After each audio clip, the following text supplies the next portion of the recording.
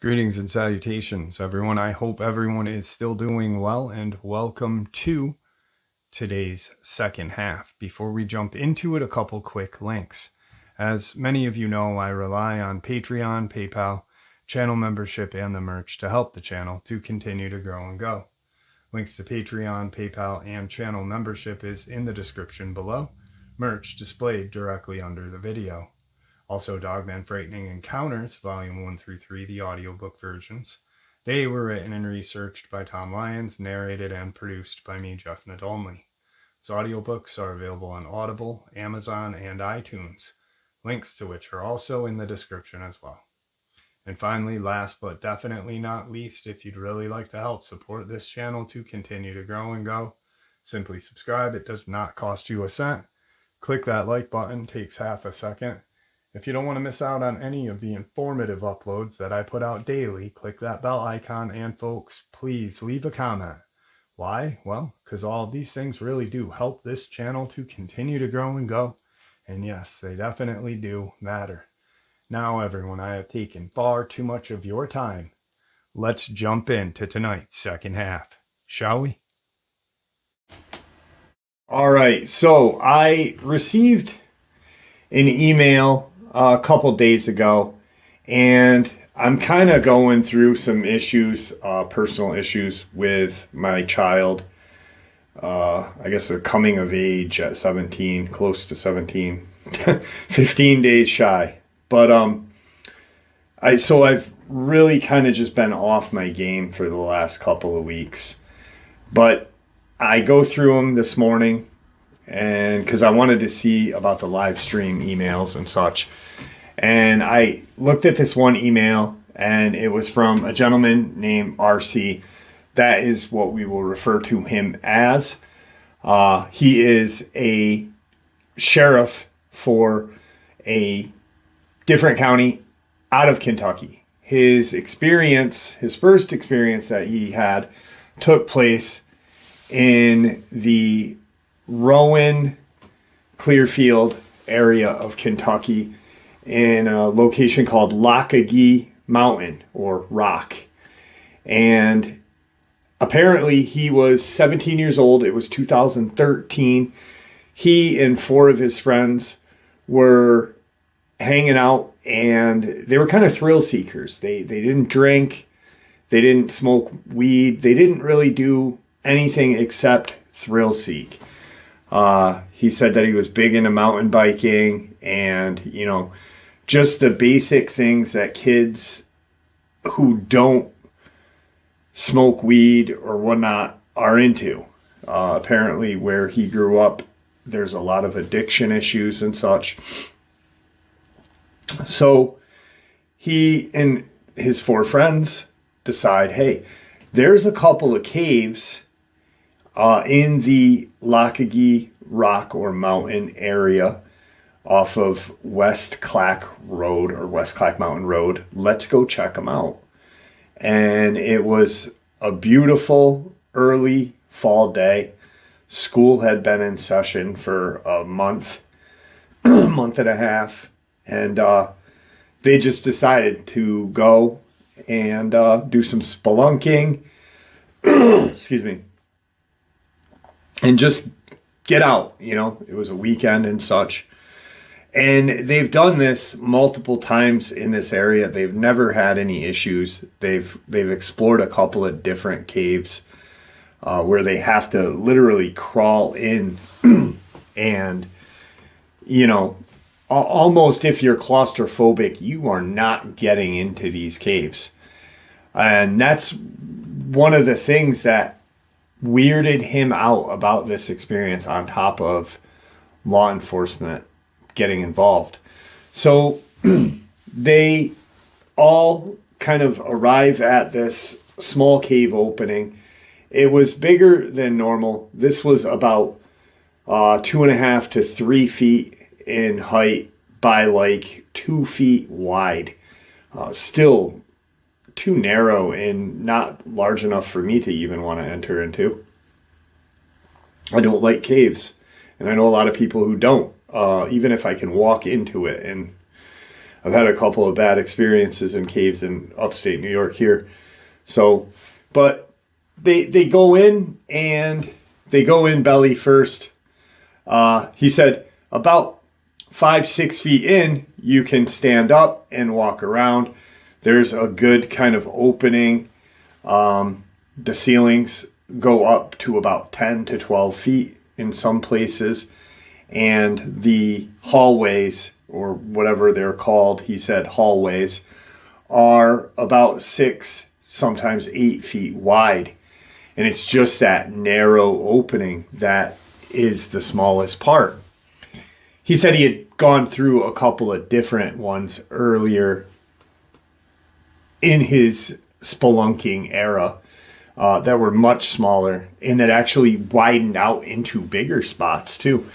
But so they get in, and they've got their flashlights and such. It's 2013, so they do have cell phones. Obviously there is no signal because you're underground, but they have some decent flashlights. Not the, crappy silver and red plastic flashlights that I had when I was growing up and many of you had. So they immediately turn on their flashlights, and one of the kids marks the wall with some chalk. And I guess every couple of 100 feet or so, they will mark the wall so they don't get lost. And they proceed to walk down through.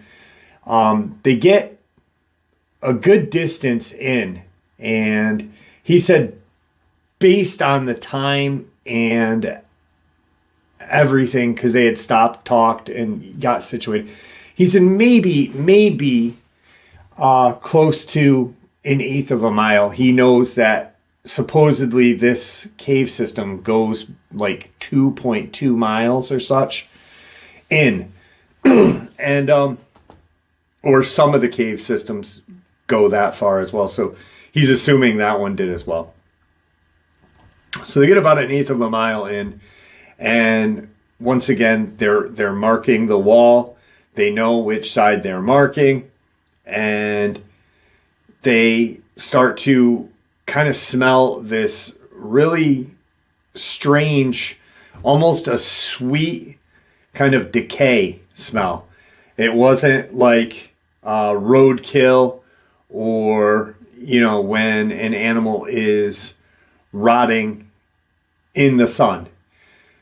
But they don't see anything, they don't see anything on the ground. There's nothing except this grayish, sand-colored wall and floor all around them. They start talking about it. It's a really unusual scent. And they walk a little more. He said they probably marked maybe 5 more times, so close to another 1,000 feet they're in. And the smell is gone. Like, it's there 1 second and it's gone the next. And one of the kids said he had heard kind of like a shuffling, like if someone were to take off quickly running in dirt or rock. And they kind of all froze. It was only that one kid that did hear it. But these guys have been friends for a long time.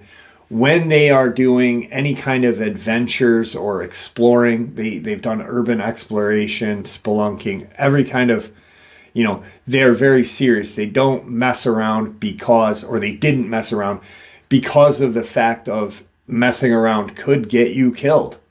And, which I thought was really cool at such a young age in living to a code like that. So they all stop and they kind of look at him, and they know that he's not lying or making something up, because he just says, as instantaneous as that smell went away, I heard something kind of like take off ahead of us in the darkness on this, cave hallway. I don't know. I didn't see anything. I just heard it. And they all realize, like, hey, that smell is gone now. what should we do? Should we turn back around? Maybe there's a bobcat, or maybe there's something down here with us. They're not thinking people. They're not thinking Bigfoot. They're not. And there's been multiple sightings in Rowan County, Moorhead, and Clearfield region of Bigfoot and Dogman as well. So, but they're not thinking that. It's 2013. They've never seen anything cryptid. They've had some scary times, exploring some old kind of shacks and homes they found out in the woods, but nothing like this. They do have, they don't have any kind of firearm. They're 17. They're not going to carry a rifle into a cave and such. They do have some fixed blades. A couple of them have some pocket knives. And one of the kids has this kind of air horn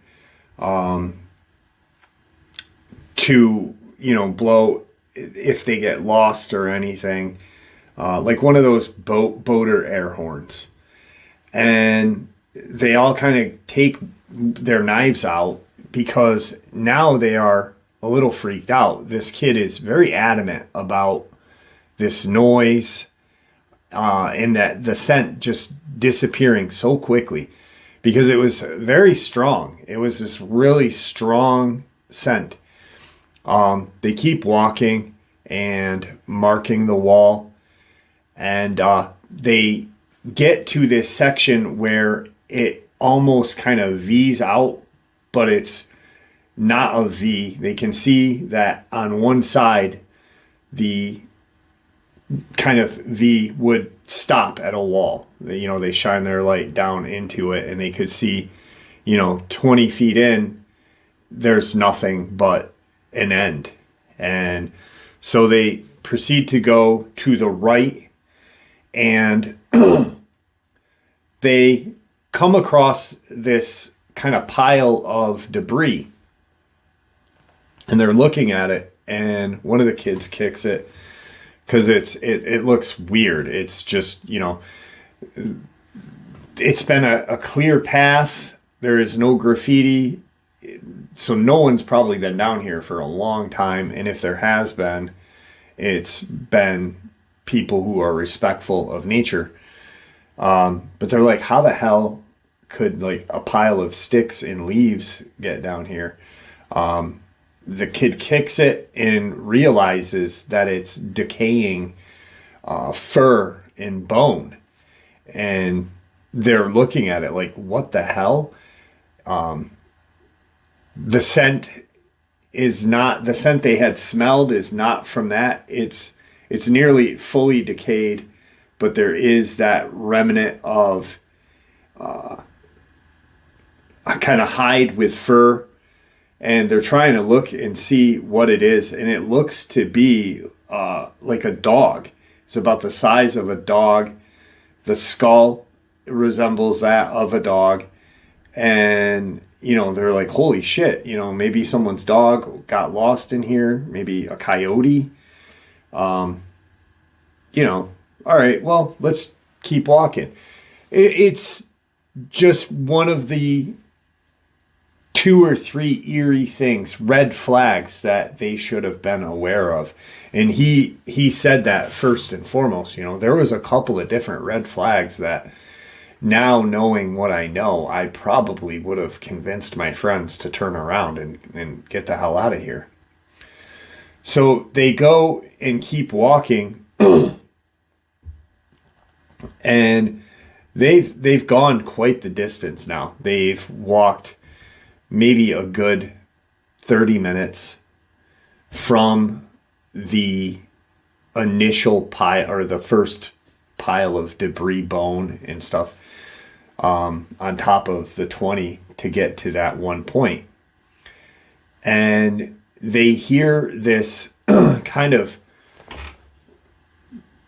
grumble-ish growl, not like a dog, not any kind of noise an animal would make, he said. He said it sounded almost human-like, but there was something off with it. It almost sounded female, because it was a little high pitched, but it had this bass to it. He said it was a very strange sound. He's never heard any sound resemble it, but it was clearly a hostile growl, like get the hell out of here, a warning. And they all stop and flash or shine their lights as far as they can. So you've got a group of 5, 17-year-old boys standing here with their flashlight illuminating this tunnel. And with all 5 of them, the light is now, a hell of a lot brighter than 1 or 2 when they're leading the way in.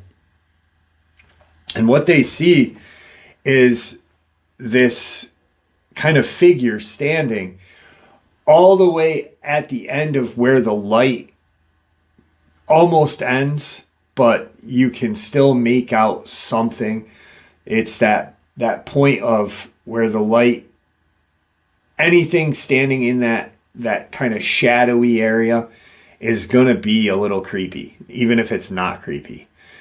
And they're all like, what the hell is that? Because it looks like it's humanoid. It's standing on 2 legs. It appears to be the size of a human. It's not overly large. He said about 5'7", 5'8". And it kind of lets out this shriek and this growl. And they immediately knew that was the noise they had heard. But this was something it was a little different, because it was not a warning. This was a charge. And as it let out this shriek growl, it proceeded to run maybe 10, 15 feet at these boys. They all kind of, startle and back away. And it's now in this kind of light pocket that these 5 flashlights are producing. And they're all looking and going, what the fuck is, what is this? It's apparently a humanoid. It's got this long kind of grayish brown hair, very unkept, fully nude, like no clothing. He said that it was clearly a man or a male. Its skin seemed to sag in places, like where someone would have, a male would have pecs. The skin seemed to sag in that area. Its stomach he said it was very odd looking. It did have genitalia that they could see. And it was this kind of dark brown, dirty looking color. But he doesn't recall it having any hair except what was on its head. And he said it was long, but not really too long. Like, we're not talking 5 feet. He said maybe shoulder length, but it was scraggly. It was really sparse in patches and such. And he could see baldness on its head. And as it's doing this growl, shriek, he recalls looking at its mouth. For some reason, he was drawn to its mouth, maybe because of the noise it was making or whatnot. And he said its teeth were almost a cross between a human and some sort of animal. He said that its teeth resembled that of like a predatory primate. They weren't overly huge canines. They seemed to be chipped and broken in spots, and some teeth were missing, but these were teeth designed for ripping and, cutting flesh and meat. I do apologize. I had to stop. My throat is scratchy. I don't know if it's the temperature change or not. I apologize. At that moment, that shriek had passed, we're talking not a long period of time, seconds, no longer than a minute. And they're all like kind of in shock because this thing, how it ran up to them, it looked so unnormal. Like it ran kind of bull-legged, he said. And they're just kind of frozen in fear and surprise. Because no one has ever seen something like this at that age. And they all kind of like instantly come up and just run. Is all of them run. And they turn and they go to start running. And as they turn their flashlights, 20 feet away from them is another one of these things. And it lets out just this louder than the one that is now behind them, the first one, the initial one, this kind of just hideous sound, this growling howl. And this one's bigger than the one that was behind them, and a little different looking. This one had the long sporadic hair, and it was maybe a foot taller than that one, so taller than any of these boys. This is like 6'3", and it seemed to be more muscular, not bodybuilder muscular, but kind of just alpha muscular, I guess. And this one has just like any kind of nothing except aggression. It's got its hands out. It's like a football player would just raw, like, I'm gonna fucking kill you. Two of the kids turn to see if they're gonna get jumped from behind by this other one, and the one kid that has this air horn, instantly, they all have their knives out, but he just instantly like let it rip. And it kind of echoed through this cave, and it was louder than these roars, and obviously much more high pitched. And it literally hurt the kids' ears, all five of them. They're just like, what the? But as he did this, the one that was or the initial one, kind of took off running back that way. And this one is now just like standing there staring, like at them, kind of like it put its hand on its ear and just, like it didn't know what that noise was. And then it lets out this other roar and kind of stepped towards them. It didn't run at them, but it took a couple steps more toward them. And they immediately turned and took off running the way the initial one had gone. Really just unbelievably dumb decision, he said. But they didn't know what else to do, He said, I think about it later now, and, we could have bum rushed it with our knives, maybe blown the air horn again. Maybe three of us would have gotten out of there. It would have gotten at least one, maybe two of us. We couldn't figure out where it came from, which he told me later where it did. So they just take off running in that direction, just like screaming, "What the hell? Oh my God," yada, yada. And they start to smell like this kind of hot, burning smell.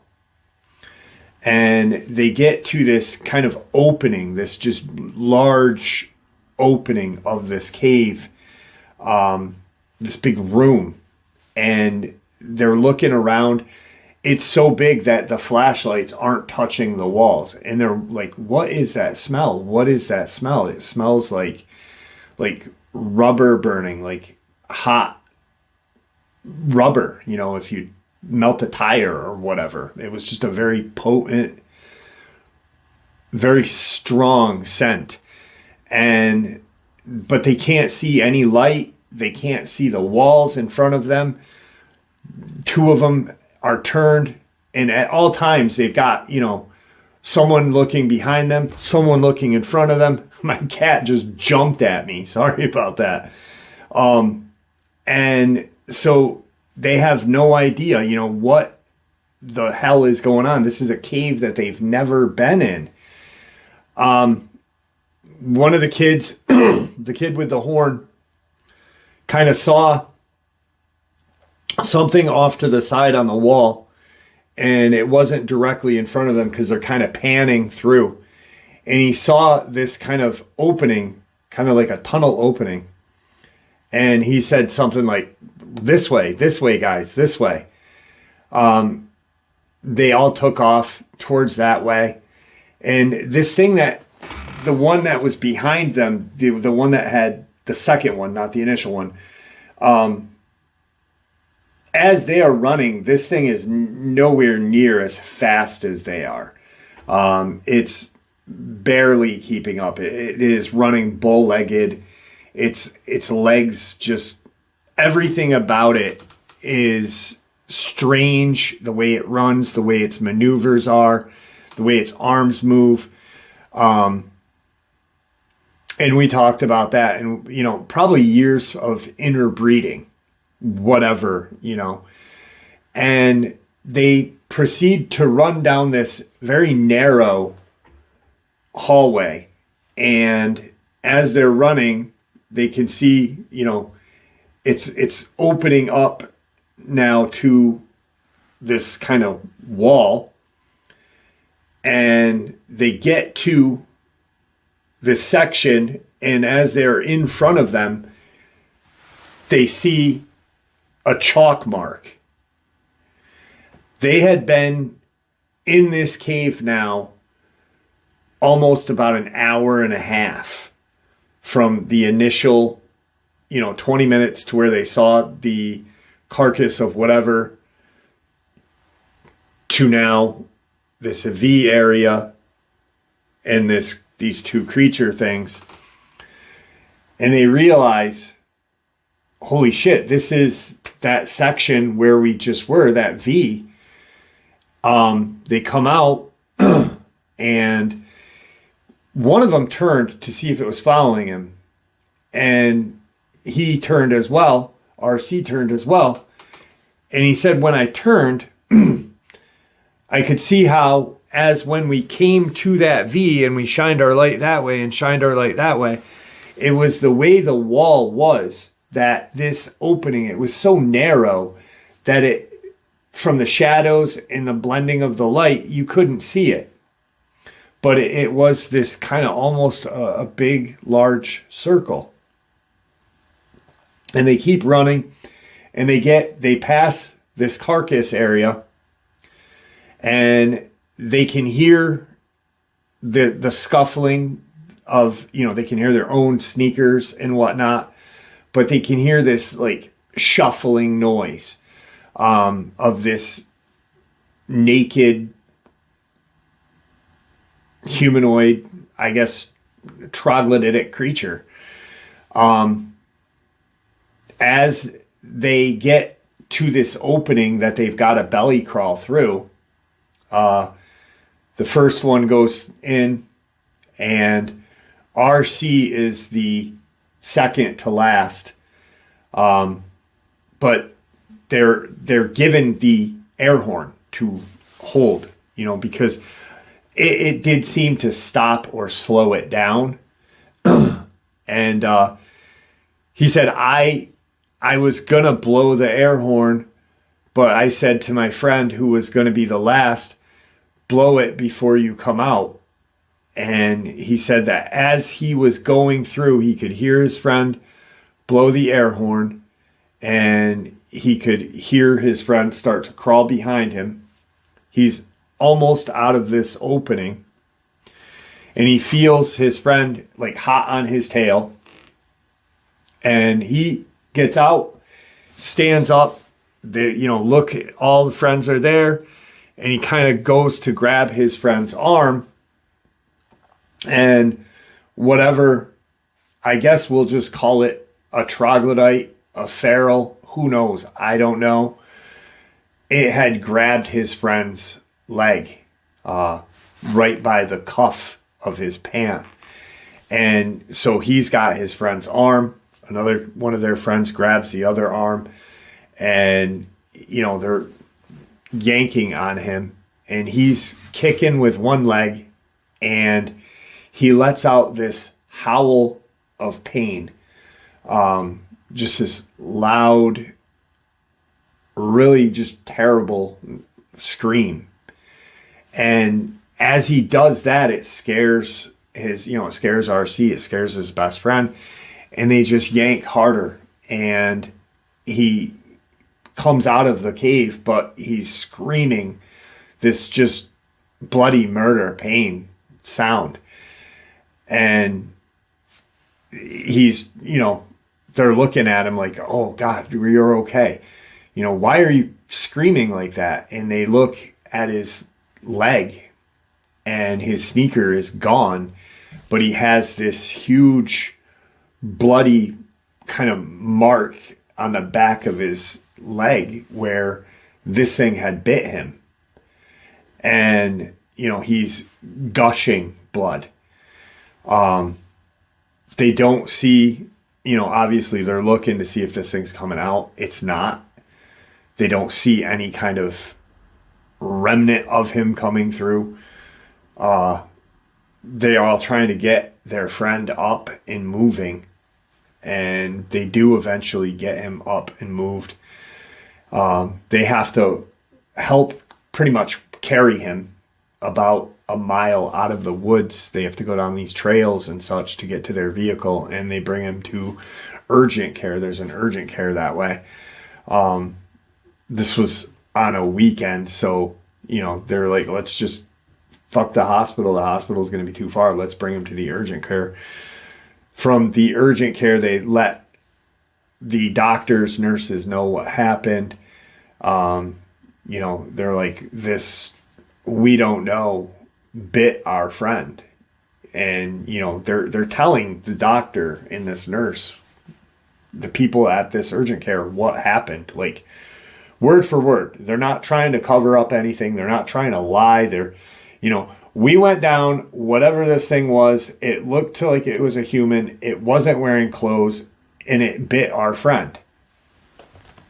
So during the explanation of what had happened, obviously the police are called, and they are questioned about drug use. What kind of drugs are you guys on? This is a really far-fetched kind of story.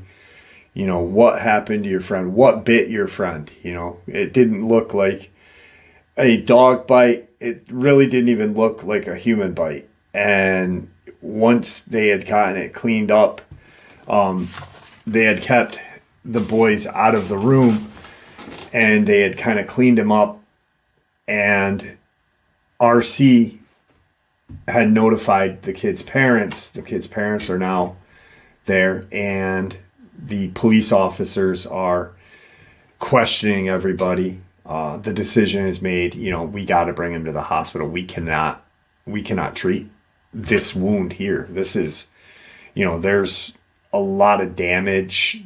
He's lost a lot of blood. the police have him tested. You know, they were adamant that these kids were, you know, drug users. And so, long story short, as RC and his friends are, you know, figuring out what the next step is, and, you know, their parents all come, the police contact their parents, and it's then decided, you know, there is no drug use. An ambulance has shown up to bring the young man to the nearest hospital. And as they are, you know, saying their, you know, goodbyes and talking to the police officers and parents and such, one of the kids goes over to his friend, the one that had gotten bit. It wasn't RC. And just said, you know, I can't believe that happened. Are you okay? And he said, you know, I can't feel my leg. I can't feel my leg. And the kid looked at it, and his explanation to his friends, RC and his friends, were it looked like there was no, like if a human bit a human, there would be like teeth mark and, you know, blood, but you'd see teeth. There was no flesh. There was no whatever. And however this thing bit this young man, it bit him. And when it bit, it fully bit and ripped. So it took muscle, flesh, vein, artery, everything. You know, whatever was in that chunk, it ripped out. They all are, you know, free to go. Parents have now told the police officers, look, these kids aren't drug users. Have them tested, whatever, you know. And throughout the next couple of days, the police department, because they were young kids, they were 16, 17 years old, they contacted Child Protective. Child Protective came, talked to all the families. The kids were all drug tested. None of them were tested positive. You know, none of them were positive for any kind of drug, alcohol, nothing. They didn't smoke cigarettes. No, they didn't even chew tobacco. They were just, you know, decent kids. Few days go by. They all go to visit their friend. And during the couple of days of CPS and questioning and school and such, they had to amputate a portion below this kid's knee of his leg. Whatever was in this creature's mouth, it became septic. There was no, it was almost like this thing's mouth was so dirty that as they're flushing it out and cleaning it and whatever, it had just, you know, spread. So they did have to cut probably a couple inches below his knee down off. And he now has a fake false leg. But they end up, one of the police officers ends up talking to the boys, the four, as their friend is recouping. And they all still, to this day, those 5 kids are friends, best of friends still to this day. And they all live outside of Kentucky. They all moved away. They just, but this one police officer kind of took what these boys were saying at their word. And I guess he went and investigated on his off day. He had brought, you know, he was obviously armed. And he said that he had gotten into the cave area, was shining his light in the initial where he was bit, and there was blood. There was a lot of blood. There, it looked like there was some scuffling, from him trying to get out. And he kind of turned and flashed his light down that way, started walking, and he said he had gotten to where the dead animal was, and which is, enough for farther enough ahead to where he wasn't going to have anything behind him,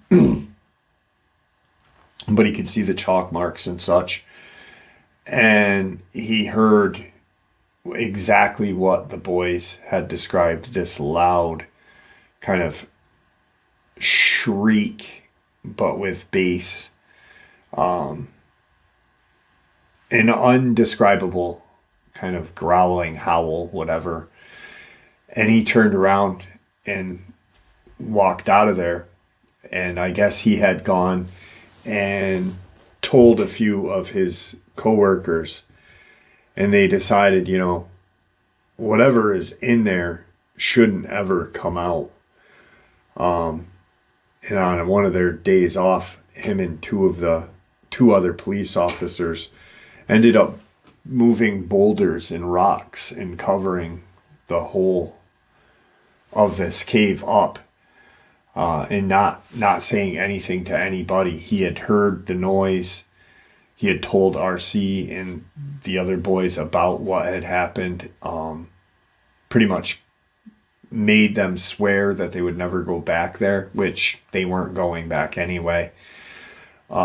They weren't looking for any kind of revenge or heroism, they weren't going back.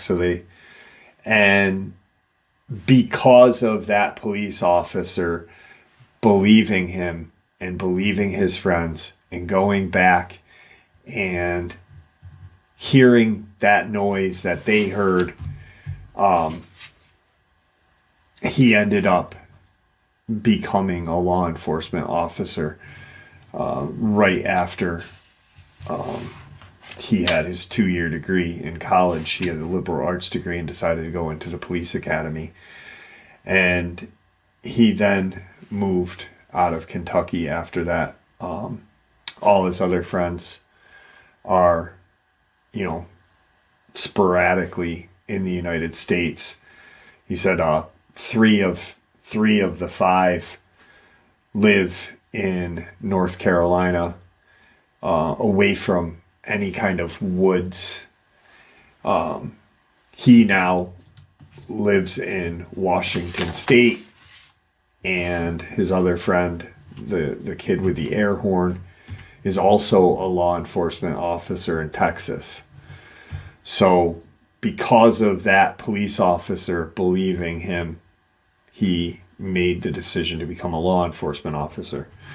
So this brings us to his second experience that he had as a law enforcement officer, only a couple years into being a law enforcement officer.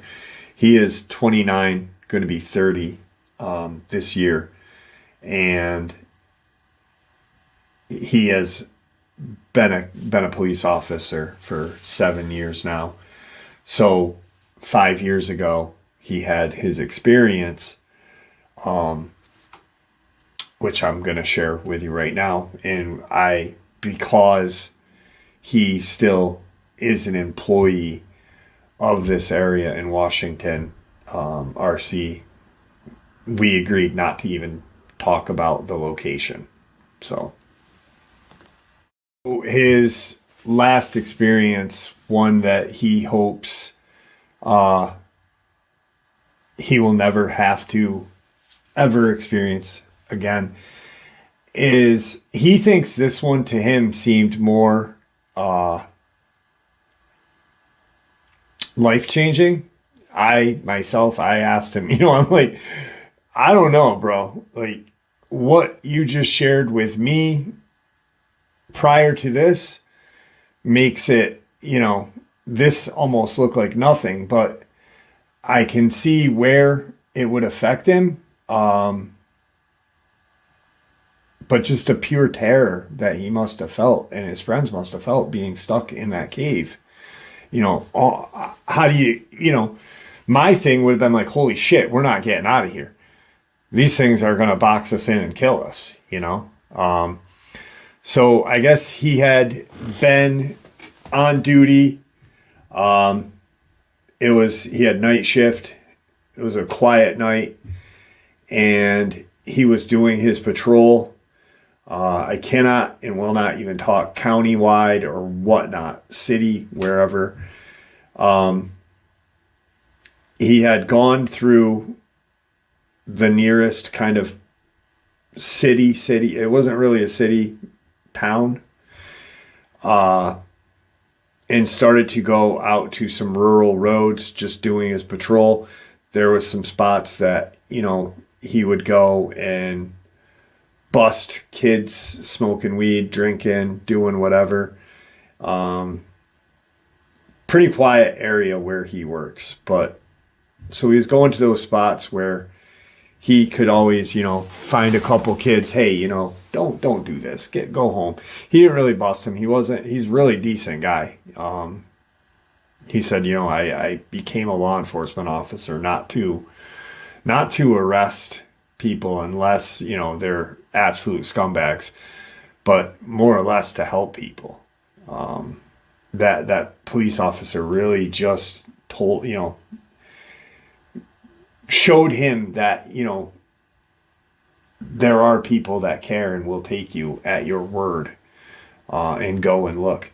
But he's driving down this really kind of rural area, and there's this kind of old summer camp, and he's going out there. It's since out of season, but he's going to drive there because some kids like to park down there and stuff, and just do kid stuff.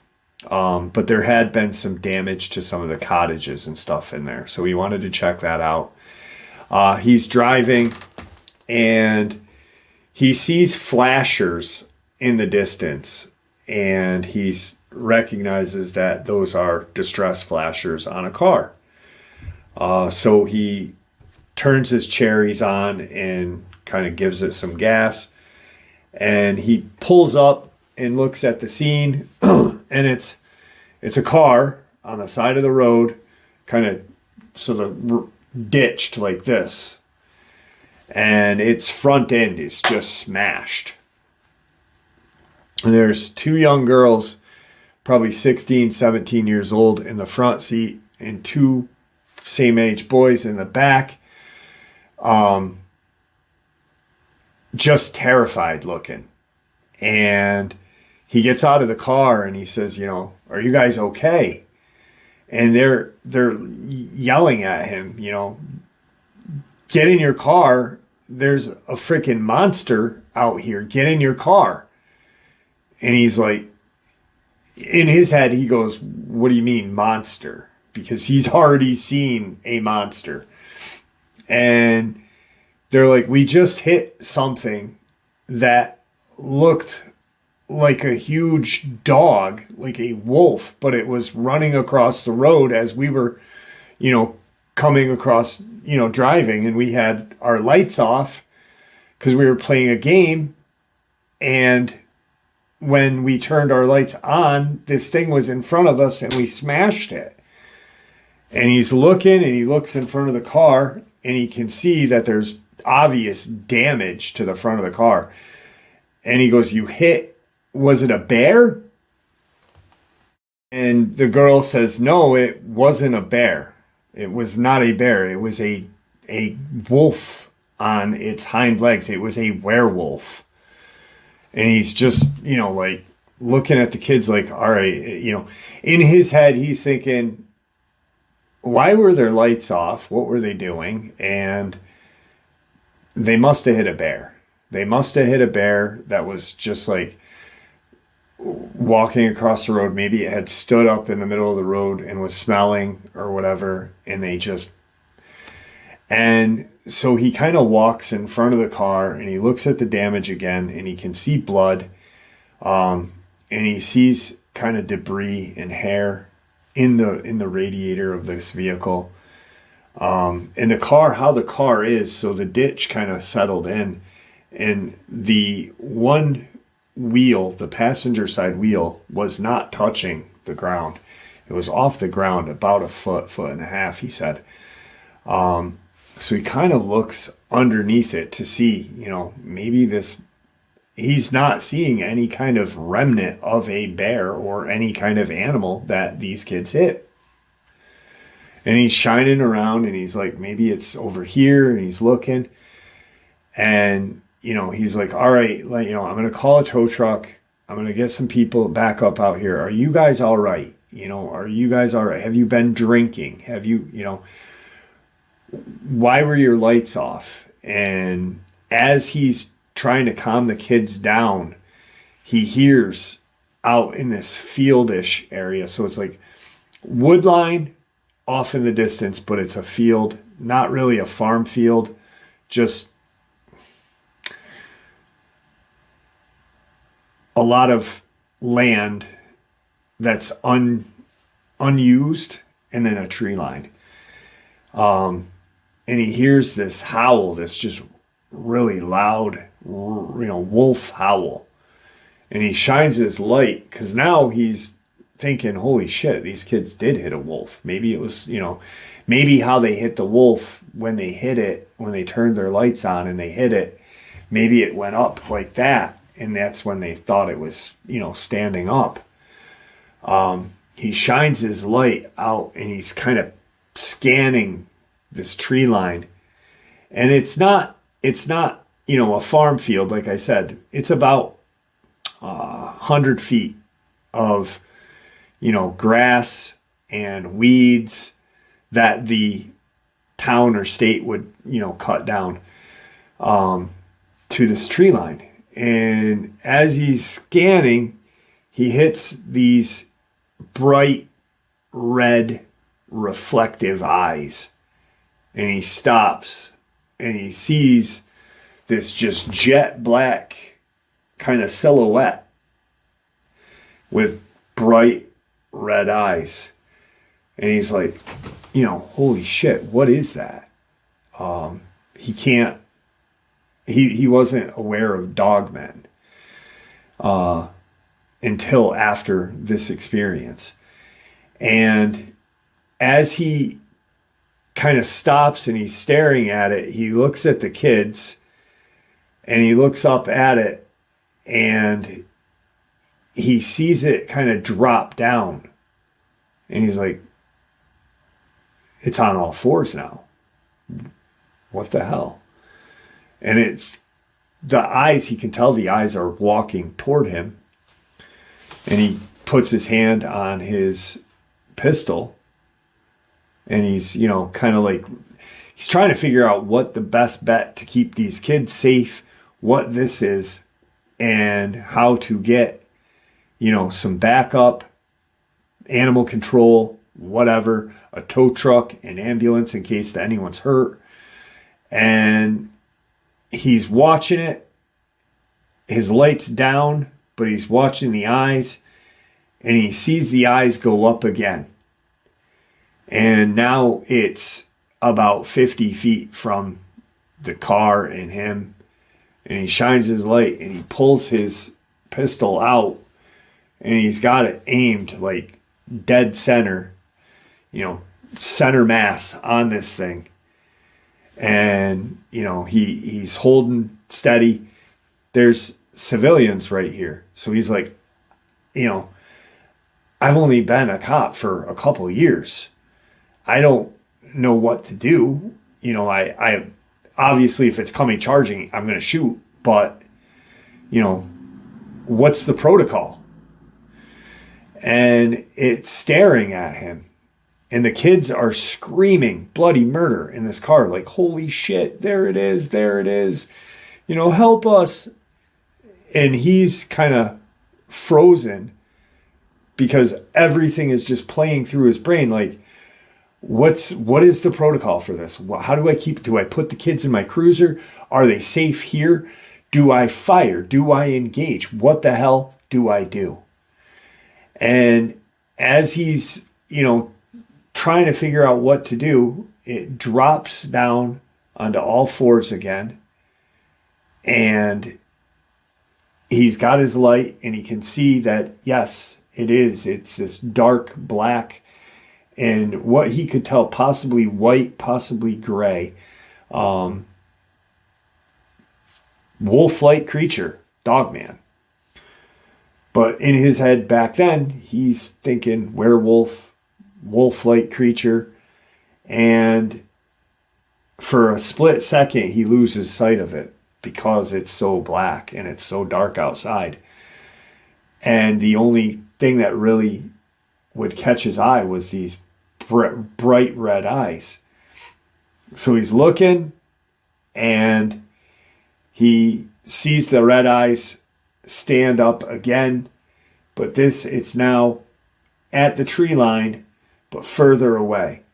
And it lets out this howl again, and he's still got his pistol out, like, what the fuck? And it drops down onto all fours and runs into the woods, and it was gone. He gets the kids out of the car. He opens his cruiser doors, gets the kids in his cruiser, and he does a U-ey and takes off toward town. He's, telling the kids, we'll get your car towed. What the hell? What did you guys see? Tell me what you guys saw. Tell me you guys saw what I saw. I don't know what we should say. Why were your lights off? And I guess they were playing this dead man kind of game where they would drive X amount of feet or whatever with their lights off and turn them on. Whatever kind of game it is, but doesn't seem like a game to me, but it was something that they were doing. And so he says, all right, I don't know what we should say. I'm going to talk to my commanding officer when we get to a safe location and figure out what to do about your vehicle. Is anyone hurt? So him being him, who he is, RC, is open and honest with the sergeant or officer in charge that night. And, he says, listen, I was just checking the summer camp, and I was going down the road, and this is what I saw. I saw hazard lights on. I came out to, talk to these kids and make sure they're okay. And the next thing I see this large wolf-like creature that's standing up on its hind legs staring at me. The kids said that when they turned their lights on, they hit it. And his officer in charge says, all right, let me get this straight. And this and that. And he says, yeah. And he says, we're not going to put that in the report. What we're going to do is the kids hit a wolf or a coyote. We'll figure it out. And they will be able to get their insurance claim. The kids weren't drinking. The kids weren't, no, they were just being kids, doing dumb shit. And he said, all right, we'll figure this out. I'll write everything up. I'll talk to the kids and their families. You get back to, doing your job, get back to the station, and you're almost done for the night anyway. Call it a night. See you tomorrow. We said, all right, and so he goes in. The next day, he actually gets a call to go in and meet with a few people about this incident. And the way the call was worded, he was almost like, I thought I was going to lose my job. But I got in there, and he said, Jeff, there was these two guys. One was real skinny. One was just real kind of pot-marked like he had severe acne. And the other guy was just kind of real tall. Both were in suits. Not your men in black suits, but suits. The guy with the skinny pockmarked guy was no bigger than, maybe 6, but he said, but the other guy was just a freaking giant. He was huge. He was, 6'3", 6'4", big beard, younger than the skinny guy. And I was more intimidated by him, but the end of the conversation, that skinny pot-marked guy really scared the shit right out of me. And he said, so we sat down and they started questioning me. And I told them what I saw. I told them what the kids said, and they saw that they were playing some dead man's drive game. And as they turned their lights on, they saw this werewolf standing in the middle of the road, and they hit it. He said, at first I thought it was a bear. Then, after hearing the howl, I thought, well, maybe when they hit the wolf, that it, kind of went up in the air, and it appeared to be bipedal, just from the way they had hit it. And I guess the bigger of the guy kind of nodding his head and sitting there. And the skinny guy goes, what was hit was a dog. Probably a dog that got loose from somebody's house on that road. Yada, yada, yada. We talked to the kids. We talked to their family. And, they agreed that it was probably some dog. And, that's about all we're going to talk about this. It'd probably do you good not to go any further. And, don't even contact the kids. Just let it end, It was a neighborhood dog that got hit. And he said, but that's not what it was. And the skinnier the guy kind of looked at his partner, and the partner in this real deep voice, still kind of jovial, but not, threatening like the skinny guy, just said, yeah, but it was, wasn't it? It was, right? And he said, I guess that's what it was. And he said, we read your service record, and we've read, you this and that. And, everyone tells us that you're a decent patrol officer and yada, yada. That's what it was. And like my friend here said, there's no need to go any further. There's no need to even talk to the kids. The girl's going to get her car fixed. The dog ran out. They didn't do anything wrong. They weren't drinking. There was no drugs involved. And they weren't even playing a game. They were just driving down the road, and this dog just ran out in front of them. And that's how it was. And he says, okay. All right. And they said, all right, well, we're glad that, we're at an understanding, and thank you, yada, yada. And as he's getting up to leave, because the bigger guy was the one that said, glad you're at an understanding. As he's getting up to leave, the skinnier guy kind of snidely says, or we can take your badge and gun right now. And just,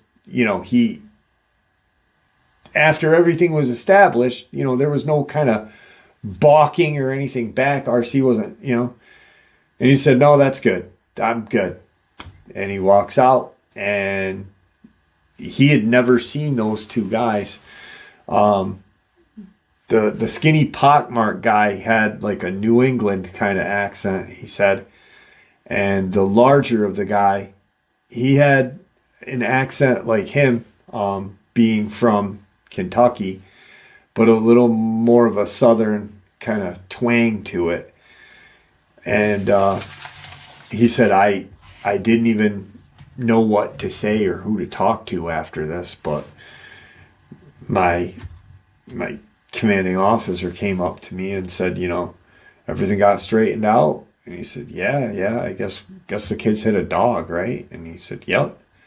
Yeah. He said, all right, just listen to what they said and move on. I said, all right. And a couple months go by, and it's bothering him. It really is. It's because he's like, who were these guys? I've never seen them. I have not seen them since. And he's making friends in the department and such. And one night he's at this bar with one of his coworkers, another police officer, and he just says, let me ask you something. And he tells this other officer what happened. And his friend says, listen to what those two guys said. Listen to what our boss said, and you'll be fine. There are things that are out here in the woods that we can't explain. People have seen Sasquatch and Bigfoot out here. And yes, there is something that resembles a werewolf on TV. But as long as you don't, actively start spouting off about it and this and that, you'll be fine. Just if you ever see another one, and you're out doing your patrol, don't even stop unless it is attacking somebody or someone calls us in on it. And if that happens, once it goes over the radio, they'll know how to handle the situation and control it. But he said about half of the guys you work with here have had some sort of incident with these things.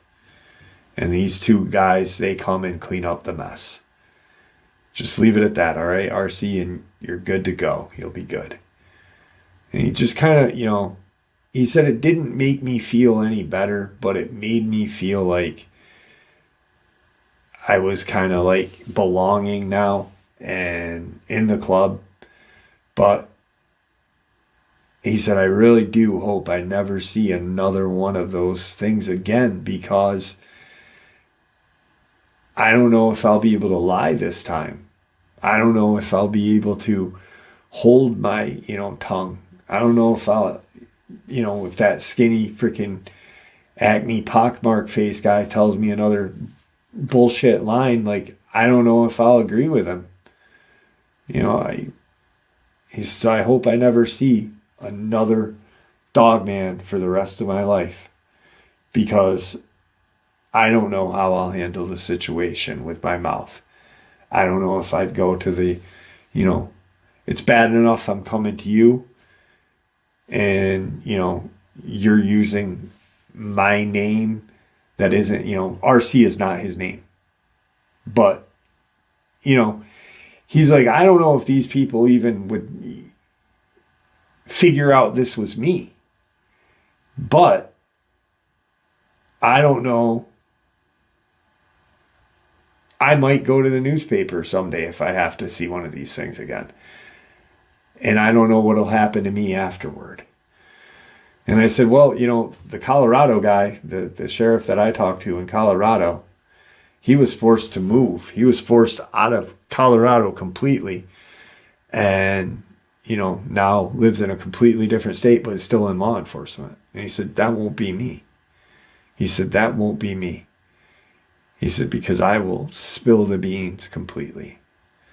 And I said, understandable, my friend, understandable. And that's where we left it, because he, I actually think he's a better police officer than he knows. Because one, I have known a lot of police officers in my life. I have, well, my great uncle was the sergeant of our local police department for years. He never moved up because he didn't want to, and then I had a cousin who was a state policeman in New York State and was killed in the line of duty. He had gotten hit by a tractor trailer doing a patrol, like pulling over a vehicle. But beside those two, he just doesn't have that. You know, he became a cop because that one good cop. You know, and I'm not saying all cops are bad at all. That's not what I'm saying. I'm saying, like, he just doesn't. He just, you know, he's had that experience when he was younger. He met an amazing police officer that really kind of showed him, you know, hey, you know, I will listen to you and I will believe you as long as. And those kids kind of clued in with him because, one, you know, they were asked if they had been drinking. The girls were, you know, breathalyzed and this and that, and they weren't. And it was how he was treated when he was younger by some other police officers. But he's really a decent guy and a decent police officer. And I wish we had more people like him. Because, you know, maybe the secret that the police officers are doing for our government, local, state, federal, maybe that would be more out. I don't know if that even makes sense, but he's one hell of a nice guy. Really just a fucking nice guy. And it was a privilege talking to him. And, you know, he's actually tried to find the police officer that put him on his path of life today, and he's never been able to find him. But he will always remember how that one police officer, after it was proven that there was no drugs or alcohol,